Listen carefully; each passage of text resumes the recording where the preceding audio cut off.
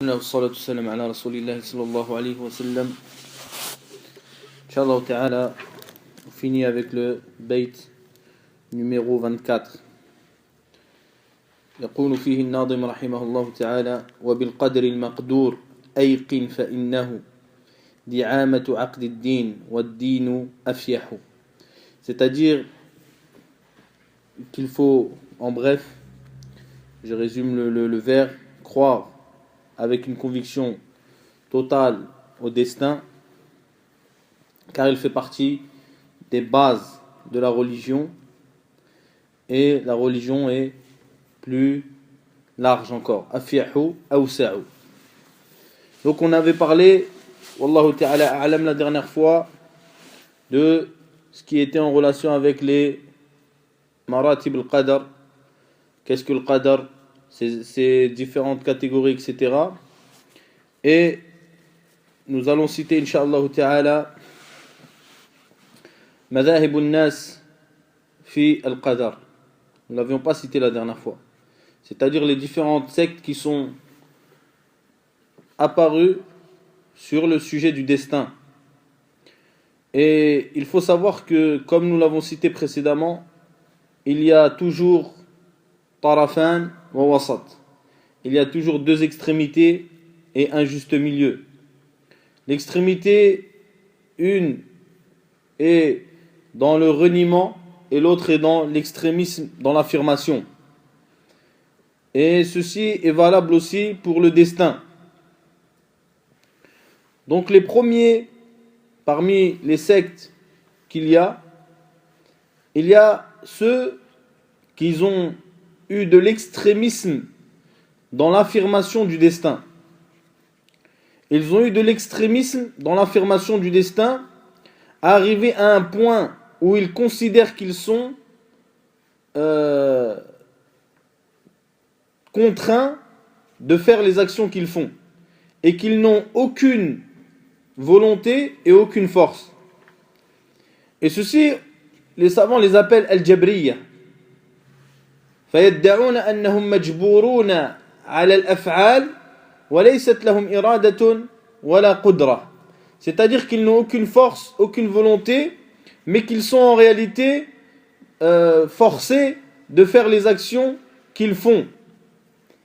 Et cet avis-là, cette parole-là est l'avis et la parole de l'Jahmiya, entre autres. Et nous expliquerons, incha'Allah ta'ala, car l'Ash'a'ira, c'est-à-dire les Ash'arites, eux aussi font partie des gens qui sont des Jabriyya, dans le sens où eux, ils ont une petite différence qui est moindre avec le Jahmiya, nous l'expliquerons, incha'Allah. Donc, le Jabriyya, معناه أجبرته على أمر أي أكرهته عليه.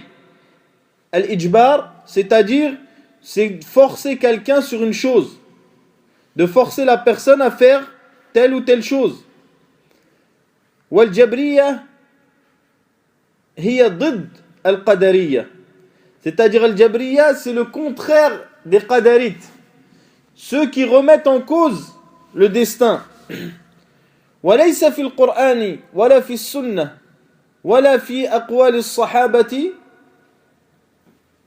أصلا للجبرية. Il n'y a pas, ni dans la parole des compagnons, ni dans la parole d'Allah, ni de son prophète, une base pour cette parole qui est le fait que Allah Azza wa Jal nous force et que nous sommes en réalité comme une feuille qui est bougée par le vent. Wal-'iyadu billah. Une feuille qui est bougée par le vent. أما الجبرية في الاصطلاح فهو نفي الفعل عن العبد وإضافته إلى الله سبحانه وتعالى. الجبرية, c'est quoi? C'est le fait de considérer que nous remettons en cause l'action de la personne et nous disons que cette action en fait est l'action d'Allah Azza wa Jal. Et yunsabu al-fi'l ila al-'abd majazan la haqiqatan. C'est-à-dire que l'action est destinée ou est considérée comme étant l'action de l'homme, pas véritablement. Et le Jabriyya, ينقسمون إلى قسمين. Il y a deux catégories de Jabriya, de Jabrites, comme ils disent en français. Al-Jabriyatul Khalisa, c'est-à-dire Al-Jabriya pure. Et celle-ci, elle remet en cause l'action de la personne, sa volonté et sa force. C'est-à-dire que eux, ils considèrent que la personne, elle ne fait pas en réalité, mais que c'est Allah qui le fait. Wal'iyadu billah. Et ceci est la parole de Jahmiya, comme je l'ai dit précédemment. Et il y a Al-Jabriya Al-Mutawassita, c'est-à-dire les Jabrites qui sont, on va dire, dans le milieu, modéré, un peu plus modéré que le Khalisa. Eh bien ceux-là ont considéré que l'homme il avait une force, mais qu'elle n'avait aucun impact. أثبت للعبد قدرة غير مؤثرة والعياذ بالله. Et ceci, regardez, il y a une différence mais qui est minime. Pourquoi? Parce que l'Asha'ira, ils ont considéré que l'homme avait une force, une capacité à faire une action, mais que cette capacité en réalité, elle n'avait aucun impact. Vous comprenez? Et que l'impact était d'Allah Azza wa Jal. Comme ceux qui disent, mathalan, le feu il ne brûle pas, c'est Allah qui brûle. Wal'iyadu billah. Eh bien c'est exactement cela. Donc Al-Jabriya نشأت هذه الفرقة مع ظهور الجهمية وانتشار أفكار الجهم ibn Safwan. C'est-à-dire que cette secte-là est apparue, ou cette pensée-là est apparue avec l'apparition des Jahmites, et entre autres l'apparition de Jahm ibn Safwan, et ceci dans une ville qui s'appelle Turmud, yani la ville de Tirmidhi, rahimahullah. Et au début, cela était au début de la 200e année de l'Hijra. Donc c'est pour cela, mes très chers frères, que Al-Jabriya hum alladhina ghalaw fi ithbat al-qadar. Donc ils ont eu un extrémisme dans le fait d'affirmer le destin, jusqu'à ce qu'ils ont considéré que eux ne faisaient rien, mais que c'est Allah Azza wa Jal qui faisait.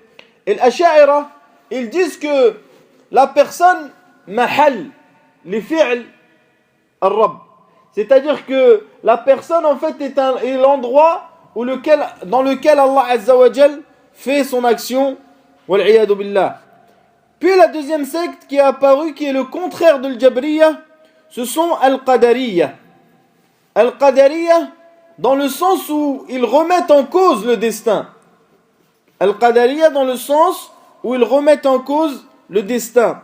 Et cela, ils ont remis en cause soit les 4 maratib qu'on a cités précédemment, qui sont Al-Ilm, Al-Kitaba, Al-Mashi'a, Al-Khalq, soit ils ont remis en cause ces 4 étapes, soit ils ont remis en cause 2 étapes, c'est-à-dire Al-Khalq ou Al-Mashi'a, selon l'extrémisme dans lequel ils sont tombés. Donc ceux-là, qu'est-ce qu'ils ont dit? Ils ont dit que la personne, c'était lui qui créait ses actions, et qu'il avait une volonté qui était séparée de la volonté d'Allah. يعني يستقلون بإرادتهم عن إرادة الله.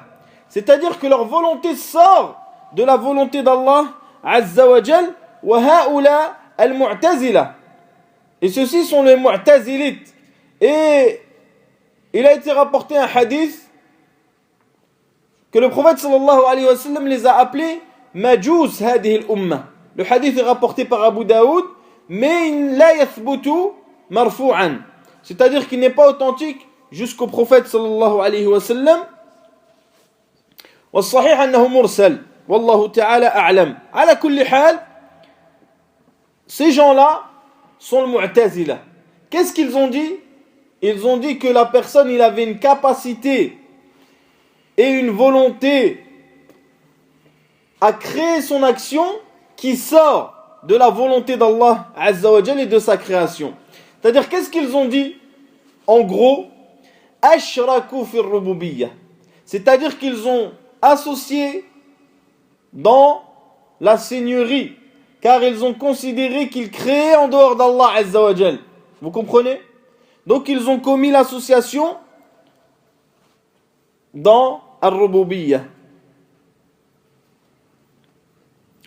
يقول الخطابي رحمه الله تعالى إنما جعلناهم مجوسا لموافقة مذهبهم مذهب المجوس في قولهم بالأصلين وهما النور والظلمة يزعمون أن الخير من فعل النور والشر من فعل الظلمة فصاروا ثنوية وكذلك القدرية يضيفون الخير إلى الله والشر إلى غيره والله خالق الخير والشر لا يكون شيء إلا بمشيئته.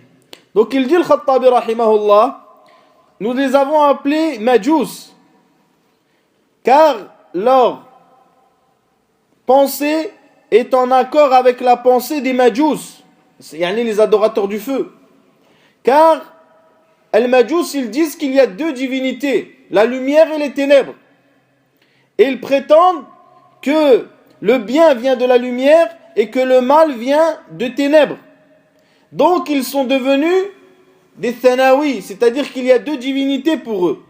Il dit c'est exactement la pensée des qadarites, car ils disent que le bien vient d'Allah, mais que le mal vient d'autre que lui. C'est-à-dire que ce n'est pas Allah qui l'a créé, qui l'a voulu. Ensuite le Khattabi il dit Wallah, et Allah Azza wa Jal a créé le bien et le mal, et qu'il n'y a pas une chose qui se fait sans la volonté d'Allah Azza wa Jal. Donc هؤلاء القدرية ينقسمون إلى قسمين. Ils sont de deux catégories. Al-Ghulat, c'est-à-dire ceux qui sont extrêmes dans le fait de remettre en cause Al-Qadar, et ceux-là ils remettent en cause les quatre étapes Al-Ilm, Al-Kitaba, Al-Mashi'ah, Al-Khalq.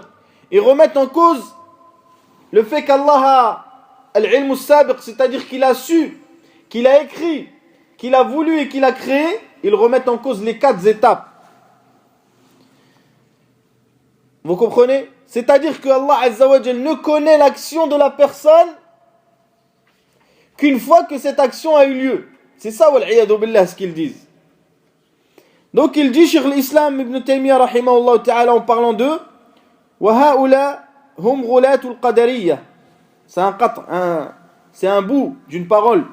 wa ha'ula hum ghulatul qadariyya wa hum wa qudama'uhum ينفون العلم والكتاب وعموم المشيئة وعموم الخلق فأفعال العباد عندهم لم تسبق بعلم الله ولا بكتابه ومقتضى قولهم أن الله لا يعلم الأشياء إلا بعد وقوعها.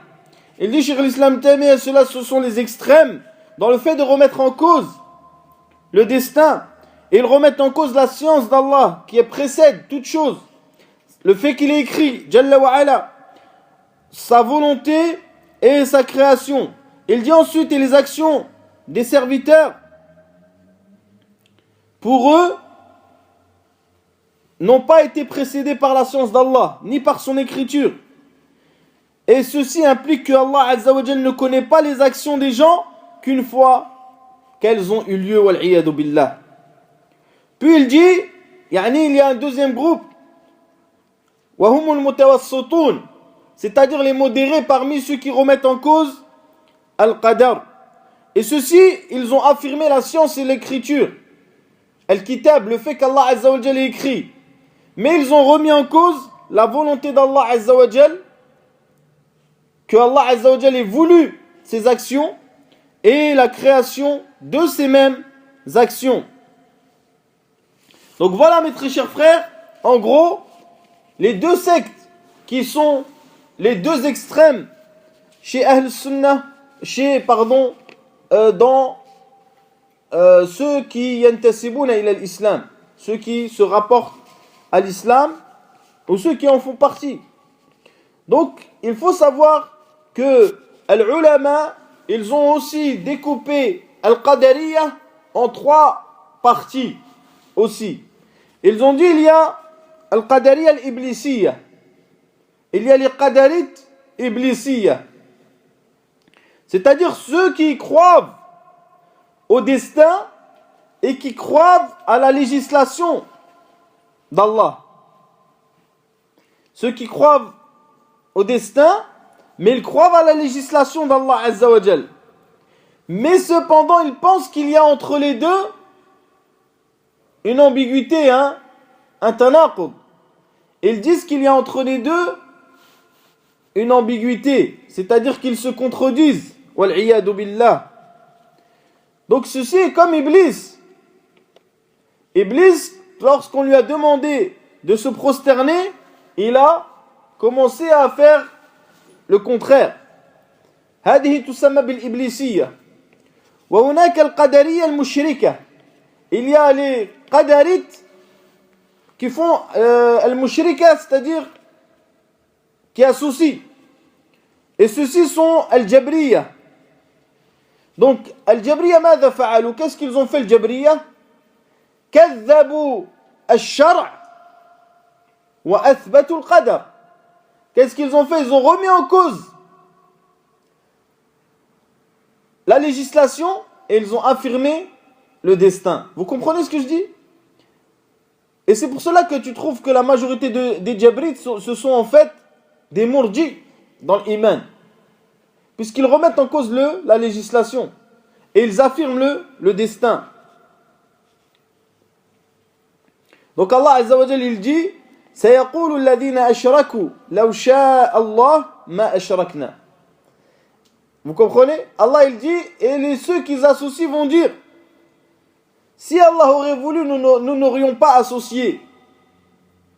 Dans le sens où ils ont remis l'action à Allah Azza wa Jal wal-'iyadu billah alors que c'est eux qu'ils ont associé. La troisième c'est al-Qadariyya al-Majusiyya. Et ceux-ci ont démenti le destin, ils ont remis en cause le destin, et ils ont affirmé la législation. Vous comprenez? C'est-à-dire qu'ils ont mis en œuvre la législation, mais ils ont remis en cause le destin. Et tout cela, ils sont pareils dans le sens où ils ont considéré qu'entre le destin et la législation, il y avait un ta'arud, qu'ils se contredisaient. Vous comprenez? Car qu'est-ce qu'ils vont dire comme ambiguïté? Ils vont dire Allah Azza wa Jal il t'a demandé l'iman, il t'a demandé la foi.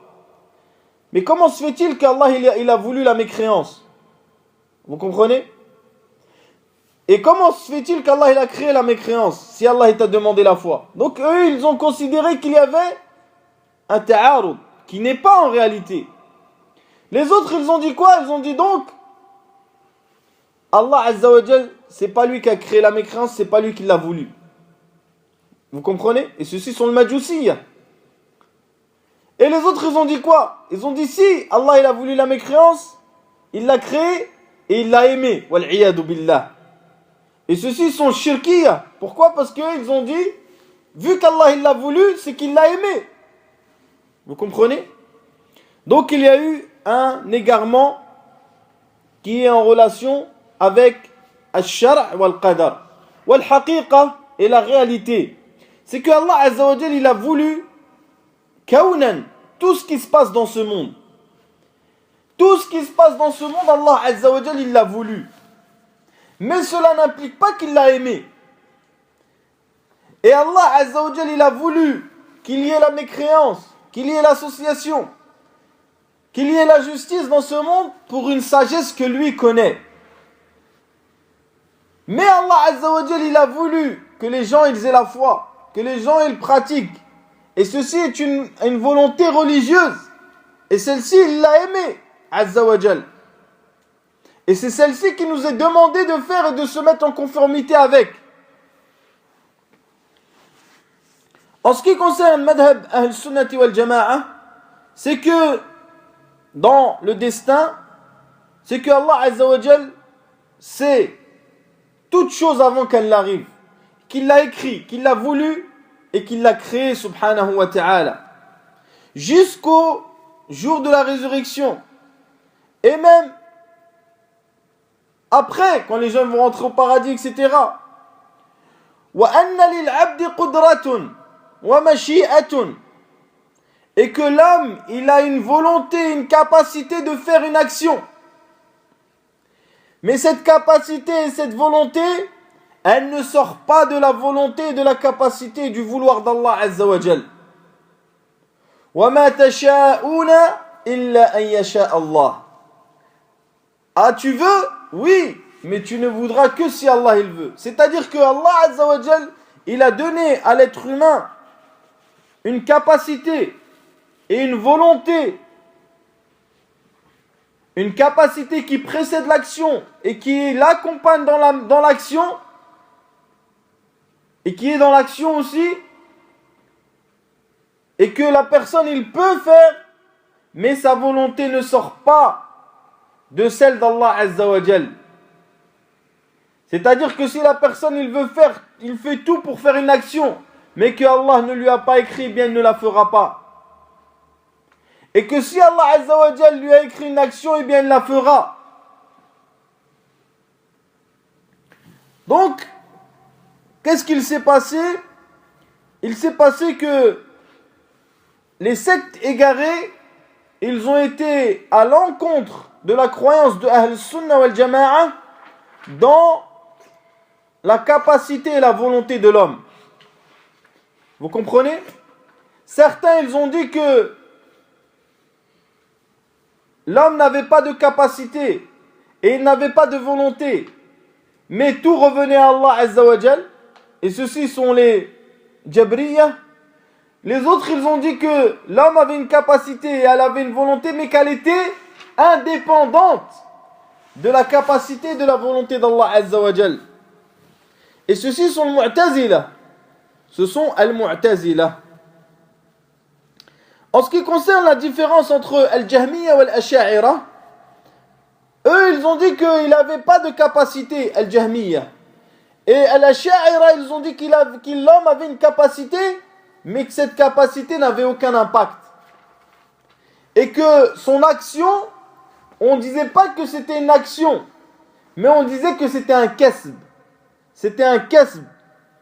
C'est pour cela que les Asha'ira ne disent pas l'action de l'homme, fi'lul abd, mais ils disent kasbul abd. Pourquoi? Parce qu'ils considèrent que l'action en réalité n'est pas faite par l'homme, mais c'est que Allah a créé dans l'homme, et que l'homme est un endroit pour l'action d'Allah Azza wa Jal.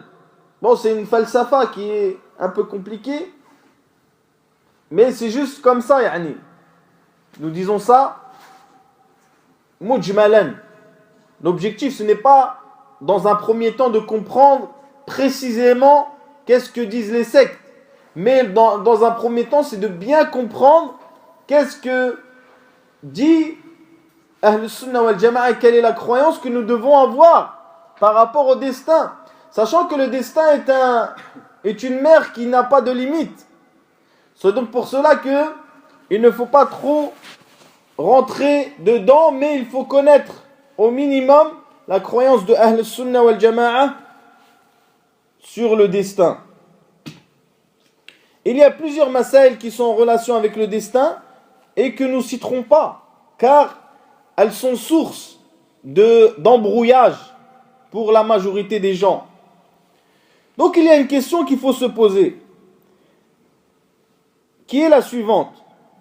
Est-ce que le fait qu'Allah Azza wa Jal veuille quelque chose ou qu'il crée quelque chose implique qu'il aime cette chose?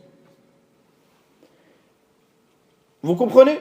Est-ce que le fait qu'Allah Azza wa Jal ait voulu une chose ou qu'il l'ait créée implique automatiquement que Allah Azza wa Jal a aimé cette chose? Donc c'est ittafaqat al-firaq, que ce soit al-qadariyya ou al-jabriyya ala hada. Ils sont d'accord les deux là. les deux sectes égarées que nous avons citées, les deux extrêmes, sur le fait que lorsqu'Allah veut une chose, ou qu'il crée une chose, eh bien c'est qu'il l'a aimée. Vous comprenez? C'est donc pour cela que l'un, il a considéré que Allah Azza wa Jal, il n'avait aucune volonté, aucune puissance sur les actions des gens. Uniquement le fait de savoir avant et de l'écrire avant. Et d'autres, ils ont considéré que ces choses-là étaient bonnes. Pourquoi? Parce que Allah les a voulues. Et c'est pour cela que vous voyez al-roulat soufiyya, c'est-à-dire les soufis extrêmes, yasiruna ma'al qadar, c'est-à-dire qu'ils vont avec le destin et ils délaissent la législation. Vous comprenez? C'est-à-dire que cela les a menés à la mécréance, au fait de sortir de din complètement, au fait de considérer la victoire, par exemple, des ennemis d'Allah sur l'islam comme étant la volonté d'Allah. Vous comprenez? Et que c'était une chose qu'Allah voulait, qu'aimait et qu'il aimait. Vous comprenez ou pas? Donc c'est pour cela, mes très chers frères, que nous disons que ceci est une base dans la croyance au destin. Yani le fait de répondre à cette question. هل يلزم من إرادة الله للشيء أن يحب هذا الشيء. Tu vois, est-ce que le fait qu'Allah Azza wa Jalla ait voulu une chose implique automatiquement que Allah a aimé cette chose? Donc, nous sommes convaincus et nous avons la certitude, tous, chaque musulman, qu'Allah Azza wa Jalla n'aime pas la mécréance, qu'Allah Azza wa Jalla n'aime pas l'association et qu'Allah n'aime pas la turpitude et le désordre. Allah dit Wallahu la yuhibbul fasad. Wa qala ta'ala wa la yarda li ibadihi al-kufr. Et Allah Azza wa Jalla n'aime pas le désordre. Et Allah n'accepte pas pour ses serviteurs la mécréance. Et il est rapporté aussi de Al-Mughira ibn Shu'bah que le prophète sallallahu a dit Allah n'aime pas pour vous al-qil wal-qal, c'est-à-dire les on-dit. Donc, ça c'est une preuve qui est claire. Deuxième chose qu'on est sûr aussi, c'est qu'il n'y a pas une chose qui arrive sans que Allah Azza wa Jalla l'ait voulu. Il n'y a pas une chose qui arrive sans que Allah Azza wa Jalla l'ait voulu. Allah dit Inna kulla shay'in khalaqnahu biqadar. Inna kulla shay'in. Certes, toute chose nous l'avons créée avec mesure. Donc c'est pour ça, mes très chers frères, que هذا من جهة النقل, par rapport au fait que dans les textes religieux, Allah nous dit clairement qu'il n'aime pas la mécréance, qu'il n'aime pas la turpitude, qu'il n'aime pas le désordre, etc. Et il nous dit que toute chose qui est sur terre, c'est lui qui l'a créée, c'est lui qui l'a voulu. Donc ça implique quoi? Ça implique qu'Allah Azza wa Jal ait voulu des choses qu'il n'aime pas. Vous êtes d'accord avec moi? Puis, min jihati al-aql, par rapport à la raison. Si nous prenons les êtres humains, mathalan, walillahi al-mathalu al-a'la, nous ne faisons pas une ressemblance, mais simplement pour expliquer. Est-ce que l'homme, des fois, ne fait-il pas des actions qu'il n'aime pas? Comme par exemple le fait de boire un médicament qu'il n'aime pas. Ou bien le fait d'éduquer ses enfants en les corrigeant un petit peu.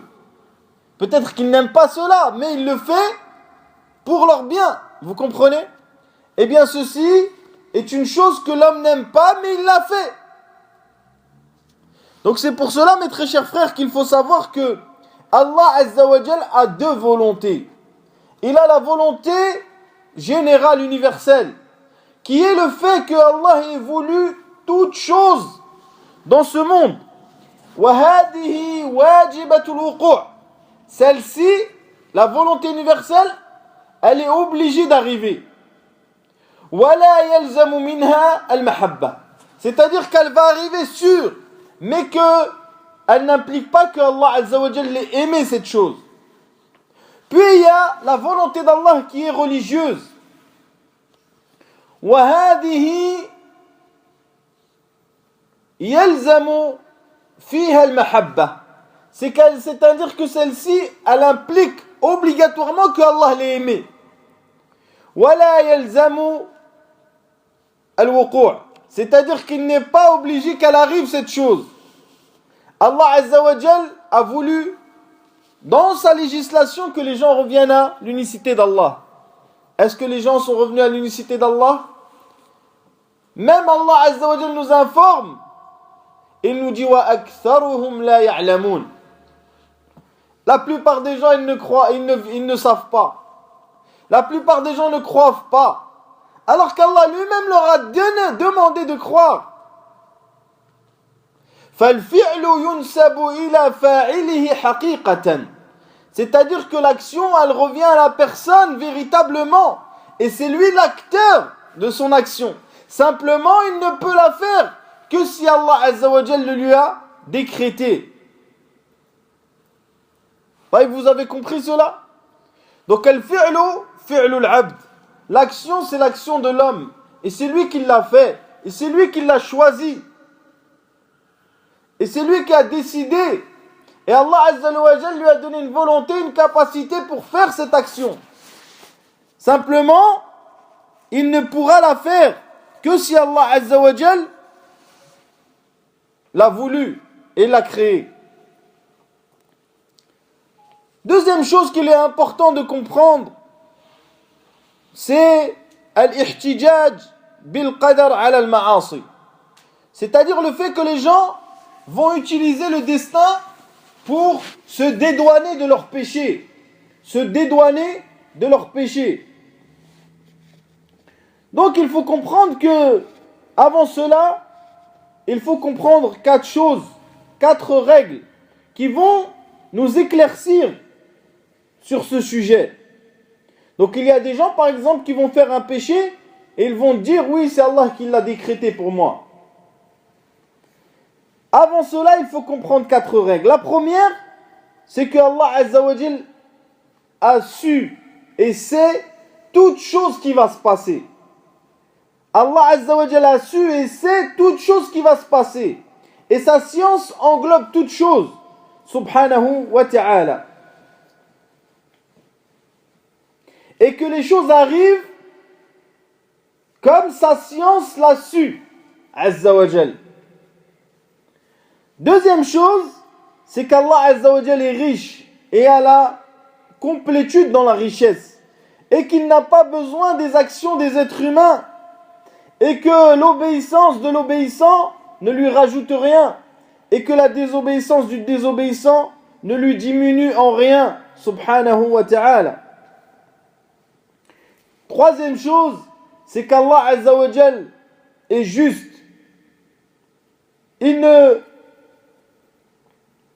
va pas châtier quelqu'un pour un péché qu'il n'a pas commis. Subhanahu wa ta'ala. Quatrième chose, c'est que Allah Azza wa Jal aqam al-hujja ala al-ibad. C'est que Allah il a envoyé les prophètes, descendu les livres, il leur a montré, expliqué le chemin à suivre. Et que celui qui a décidé de tourner le dos au chemin qu'Allah a décrété et a montré, eh bien c'est lui qui l'a choisi. Donc,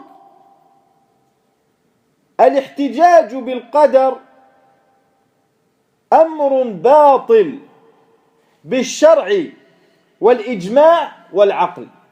C'est-à-dire le fait d'utiliser le destin pour se dédouaner de ses actions et se dédouaner de ses péchés, eh bien c'est une chose qui est nulle. Que ce soit nul, elle est annulée par la législation, par le consensus et bien sûr par la raison qui est saine. Allah il dit dans le Coran, سيقول الذين أشركوا لو شاء الله ما أشركنا ولا آباؤنا ولا حرمنا من شيء. Il dit, et les associateurs vont dire, si Allah aurait voulu, nous n'aurons pas associé ni nous ni nos parents, ni nous aurons interdit une chose. Ensuite Allah il répond, il dit كَذَلِكَ كَذَّبَ الَّذِينَ مِنْ قَبْلِهِمْ حَتَّى ذَاقُوا بَأْسَنَا. Il dit c'est comme cela que ceux-là ils ont menti jusqu'à ce que notre châtiment les a touchés. Donc Allah Azza wa Jal il a démenti ceux qui ont utilisé le destin comme preuve pour se dédouaner de leurs péchés. Deuxième chose, Allah Azza wa Jal n'a pas accepté le dédouanement utilisé par Ash-Shaytan Iblis. Allah, vous savez toute la qissa et le hiwar et la discussion qu'il y a eu, que Allah nous a informé dans le Coran, entre Allah et Iblis, le Shaytan. Et Shaytan, il a voulu utiliser le destin. Il a dit Fabima arwaytani. Mais Allah Azza wa Jalla n'a pas accepté. Il l'a quand même maudit et sorti de la place où il était. Puis Allah Azza wa Jalla, lorsqu'il parle, et qu'il parle des actions, il les met aux êtres humains. Il dit Allah Azza wa Jalla وَقَالُوا لَوْ كُنَّا نَسْمَعُ أَوْ نَعْقِلُ مَا كُنَّا مِنْ أَصْحَابِ السَّعِيرِ. Si seulement nous écoutions et nous raisonnions, eh bien nous ne ferons pas partie des gens de l'enfer. C'est-à-dire que ce sont eux qui se sont détournés. Vous comprenez? Ce sont eux qui se sont détournés, qui n'ont pas écouté, qui n'ont pas raisonné. Et ils font partie des gens de l'enfer. Puis il y a le consensus. قال شيخ الإسلام تيمية رحمه الله وليس لأحد أن يحتج بالقدر على الذنب باتفاق المسلمين وسائر أهل الملل وسائر العقلاء. Il dit, aucune personne n'a le droit de se dédouaner de ses actions, qui sont mauvaises bien sûr, comme le péché, avec le destin. Et ceci avec le consensus de tous les musulmans, et même le consensus de toutes les religions et de tous les gens, de toute personne raisonnable. En ce qui concerne la raison, nous répondons à cette ambiguïté qui est le fait d'utiliser le destin comme une preuve pour se dédouaner du péché avec la raison. Donc, si nous considérons que le fait de faire un péché peut être excusé à cause du destin, qu'est-ce que cela implique-t-il? Cela implique que Pharaon et Iblis et que tous les peuples mécréants qu'Allah Azza wa Jalla a détruits, eh bien sont excusés. Cela implique que la mécréance est excusée. Grâce à quoi? Grâce au destin, wal-'iyadu billah. Deuxième chose que implique le fait de considérer le destin comme un dédouanement du péché, c'est qu'il n'y a plus de différence entre le croyant et le mécréant, entre le pieux et entre le pécheur. Car les deux sont sous le destin. Il n'y a plus de mérite pour personne. Il n'y a plus de différence entre les alliés d'Allah et les ennemis d'Allah Azza wa Jal. Troisième chose, c'est que ces personnes-là qui considèrent que le destin est une preuve qui les dédouane de leurs péchés, eh bien ce sont des gens qui mentent. Pourquoi? Car si une personne vient l'insulter ou veut être injuste envers lui, est-ce qu'il va se taire? Est-ce qu'il va laisser les gens lui prendre son argent et lui prendre ses enfants et ses biens et il va rien dire, il va dire c'est le destin? Qu'est-ce que vous pensez? Eh bien non. Cette personne-là, il va dire comment ça? Moi, tu m'insultes? Moi, tu me prends mon argent? Il va pas accepter. Mais quand il s'agit du péché, il va faire un péché, commettre une désobéissance, il va dire non, c'est le destin. Ce n'est pas le destin. C'est toi qui as décidé avec ta volonté, ta capacité de faire ce péché. Quatrième chose, c'est que les gens qui sont يحتجون بالقدر في المعاصي تجدهم حريصين على الدنيا. Tu trouves que les gens qui utilisent le destin comme un dédouanement du péché, eh bien dans le bas monde, dans les choses de ce bas monde, ils sont très actifs. Mais ils ne disent pas on attend le destin. On attend que le destin va nous donner. Non! Dans le bas monde, ils courent, ils agissent. Mais quand il s'agit de faire le bien, eh bien non. Ils font le péché, ils disent que c'est le destin. يلزم من الاحتجاج بالقدر على المعاصي تعطيل الشرائع. C'est-à-dire que toute personne, elle fait ce qu'elle veut. Il n'y a plus de législation religieuse. Chacun fait ce qu'il veut, c'est le destin. Fais. Même si tu fais de la mécréance, c'est bien, t'es excusé parce que c'est le destin. Donc vous voyez que même avec une raison qui est saine, nous comprenons que ceux qui utilisent le destin comme une preuve de dédouanement pour leurs péchés et leurs mauvaises actions, eh bien se sont lourdement égarés. أما احتجاجهم بحديث موسى مع آدم, donc vous connaissez tous la qissa de Moussa avec Adam qui est rapportée dans les deux recueils authentiques, où Moussa est parti voir Adam et lui a dit, en gros, c'est à cause de toi que nous sommes dans cette situation. Parce que Adam, il a désobéi à Allah. Donc, il lui a dit, Moussa, c'est à cause de toi. Alors, Adam, qu'est-ce qu'il a dit? Il a dit, oh Moussa, qu'est-ce que tu veux que je fasse pour une chose qui a été prédestinée pour moi, ou écrit depuis tant et tant de temps pour moi? Donc, qu'est-ce qu'ils ont dit les mubtadi'? Ils ont dit, regardez, Adam, ihtajja bil qadar ala al-ma'siyah. Donc, Adam, il a utilisé le destin pour le péché. Vous comprenez? Alors qu'en réalité, ce n'est pas vrai. Ce n'est pas ça. Donc il dit, Cheikh l'Islam Taymiyyah rahimahullah, pour expliquer, il dit, Inna Adam lam yahtaj bil qadar ala al-dhanb. Il dit, Adam n'a pas utilisé le destin pour se dédouaner de son péché. Wa huwa kana a'lamu bi rabbihi wa dhanbihi. Mais il savait très bien, il connaissait très bien Allah, il savait très bien le péché qu'il a fait. Wa Musa kana a'lamu bi abihi wa bi dhanbihi min an yaluma 'ala adh-dhanb qad taba minhu wa taba Allahu alayhi wajtabahu wa hadah. Il dit, Moussa, il connaissait bien son père Adam et il connaissait le péché qu'il a fait.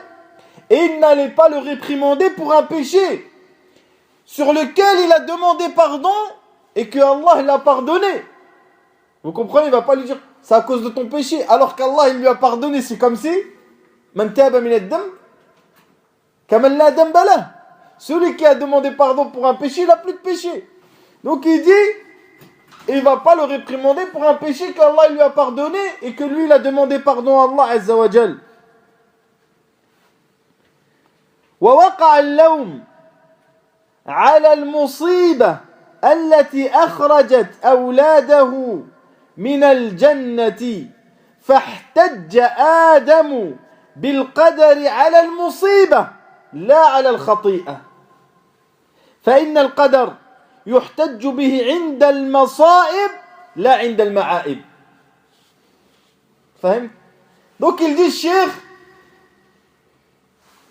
Moussa il l'a réprimandé pourquoi? Pas pour le péché, mais pour Al-Musib, pour la grande galère dans laquelle nous nous trouvons, et non pas pour le péché.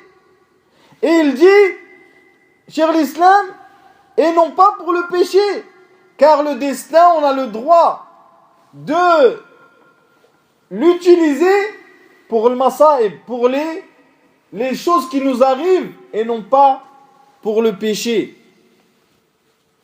إذن يجوز الاحتجاج بالقدر عند المصائب لا عند المعائب. عند المصائب, lorsqu'une grosse affaire te touche, tu dis قدر الله ما شاء فعل. C'est Allah qui a voulu. Allah il m'a prédestiné cela. Mais c'est pas tu vas faire le péché, tu dis ah قدر الله. Non. Donc Ibn al-Qayyim rahimahullah ta'ala il dit aussi que la personne il peut utiliser il peut yahtajju bil qadar, c'est-à-dire se dédouaner avec le destin uniquement s'il s'est repenti du péché. S'il s'est repenti du péché, rahimahullah ta'ala. Troisième chose, mes très chers frères, c'est ce qui est en rapport avec le changement du destin. Est-ce que le destin peut-il changer? Eh bien, ceci est un sujet qui est important. Et il y a eu une divergence entre les savants à ce sujet. Il y a plusieurs avis, notamment celui qui dit que le destin il change. Al-qadar yataghayyar. Wa ikhtalafu fima yataghayyar. Ils ont divergé dans quoi il va changer le destin. Certains ils ont dit dans tout.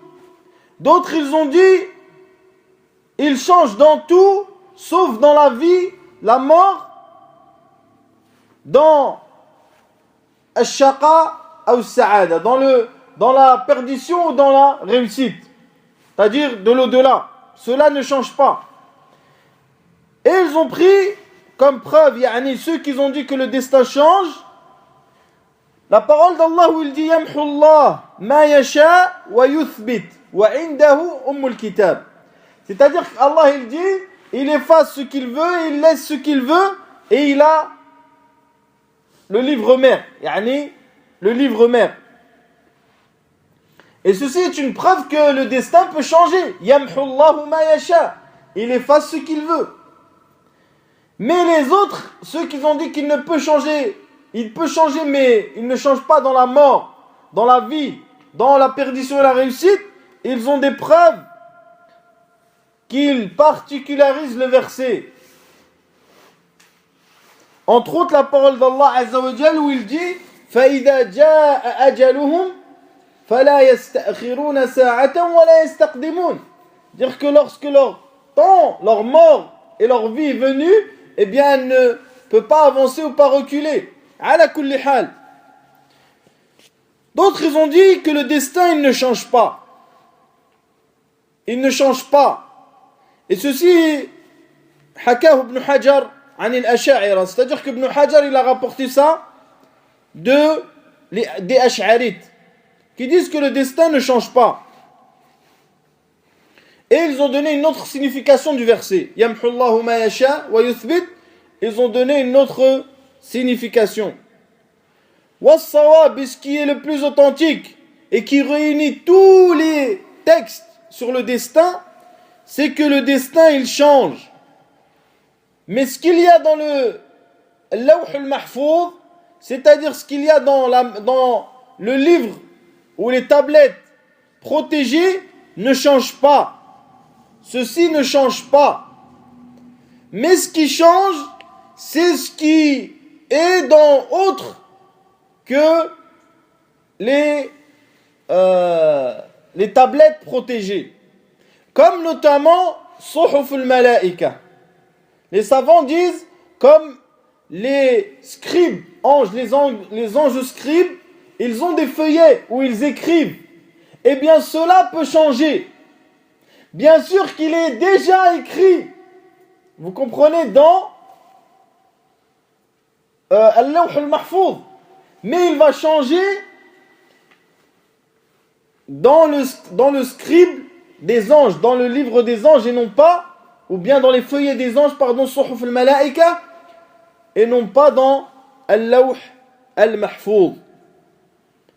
Donc voilà en gros mes très chers frères, qu'est-ce qui est en rapport avec le destin. Donc la croyance de Ahl Sunnah wal Jama'a, c'est que Allah Azza wa Jal a su et a créé et a voulu et a écrit toute chose qui va arriver, et que l'homme, il a une capacité, une volonté à faire une action, et que sa capacité et sa volonté ne sortent pas de la capacité et de la volonté d'Allah Azza wa Jal, et qu'il ne peut faire que si Allah il veut, mais que Allah Azza wa Jal lui a donné la capacité de faire. Allah il dit فَمَنْ شَاءَ فَلْيُؤْمِنْ وَمَنْ شَاءَ فَلْيَكْفُرْ. Allah il a dit celui qu'il veut qu'il croit et celui qu'il veut qu'il mécroit. Donc Allah Azza wa Jal il a affirmé que l'homme, le serviteur, il a une capacité, une volonté, mais que celle-ci ne peut sortir de la volonté d'Allah Azza wa Jal. Subhanakallahumma wa bihamdika, ashhadu an la ilaha illa ant, astaghfiruka wa atubu ilayk.